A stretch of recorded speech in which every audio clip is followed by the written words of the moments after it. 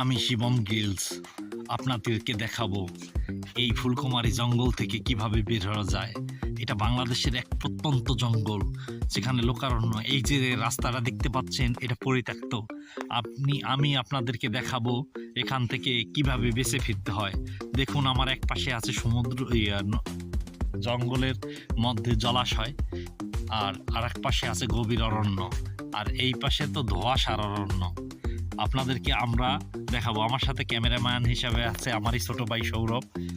চলুন দেখা যাক। বন্ধুরা, এই মুহূর্তে আমার ল্যান্ড ক্রুজার এবং আমাকে যেখানে নামিয়ে দিয়ে গেল সেই জায়গাটা থেকে আমি এখন হেঁটে হেঁটে যাচ্ছি। এখন আমাকে প্রথমে আমার খাবারের অবস্থা জোগাড় করতে হবে। এখানে ভয়ানক চিতাবাঘ আছে কিছু হিংস্র প্রাণী, এদের কাছ থেকে বেঁচে ফিরতে হবে আমাকে। চলুন, আমি সেটাই আপনাদেরকে দেখাবো। দেখুন, এখানে দেখুন, এই যে লতাটা দেখতে পাচ্ছেন না, এই যে লতাটা, এটা খুব উপকারী, সম্ভবত খুব পোক্ত। এই লতাকে বলা হয় ড্যামোস লতা। এই ড্যামোস লতাটা এটা অনেক কাজে লাগে, কিন্তু এই মুহূর্তে পাহাড়ে চড়ার জন্য এই ড্যামোস লতা খুবই উপকারী। যেটা আপনারা দেখছেন ইউক্রেনের জঙ্গলে অনেক সময় বেয়ার গ্রিলস এটা দেখায়।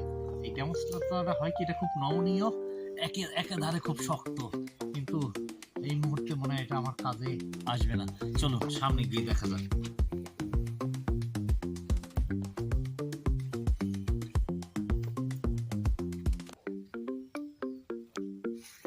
বন্ধুরা, কিছু খাবার পেয়েছি। এগুলোকে বলা হয় তক্তা ঘাস। এই ঘাসগুলো খেলে শরীরের মধ্যে যে ক্যালসিয়াম, ডিহাইড্রেশন যেগুলো থাকে সেগুলো দূর হয়ে যায়। আশা করি পানির আমার কোনো অভাব হবে না, কারণ এখানে অজস্র পরিমাণে খাওয়ার মতো অফুটন্ত পানি আছে। এগুলো আমি খেয়ে নিতে পারবো। সাথে খাবার পেয়েছি, এগুলো আমি এখন খেয়ে নিচ্ছি। আপনারা দেখতে থাকুন।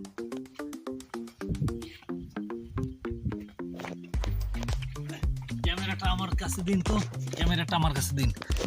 বন্ধুরা, আপনারা দেখতে পাচ্ছেন কি না, এখানে একটা নদী আছে, যেটা হচ্ছে এই নদীটা আমাদেরকে পার করতে হবে, কিন্তু আশেপাশে কুমির আছে।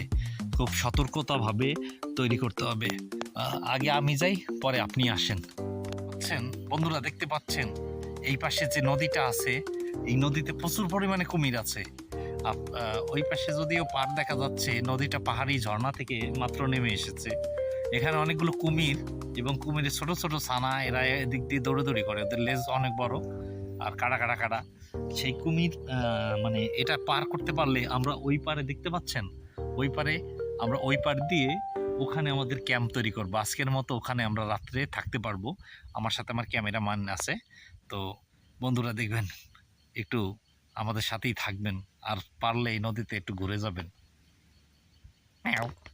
বন্ধুরা, দেখতে পাচ্ছেন আমরা নদী পার করে এপারে চলে এসেছি। আর এই দেখুন আমাদের ক্যাম্প। আজকে রাতটা আমরা এখানেই কাটাবো। এখানে আমরা ক্যাম্প তৈরি করেছি। এখানে বৃষ্টি এবং ঝড়ো হাওয়া থেকে রক্ষা পাওয়া যাবে। এবং এর মধ্যে হয়তো আপনারা এখান থেকে বুঝতে পারতেছেন, এটা অনেক গভীরে, ক্যাম্পটা অনেক গভীরে এখানে বানিয়েছে। এখানে আমি এবং আমার ক্যামেরাম্যান আজকে রাত্রে থাকবো। আর এখানেই আমাদের প্রথম পার্ট শেষ হলো।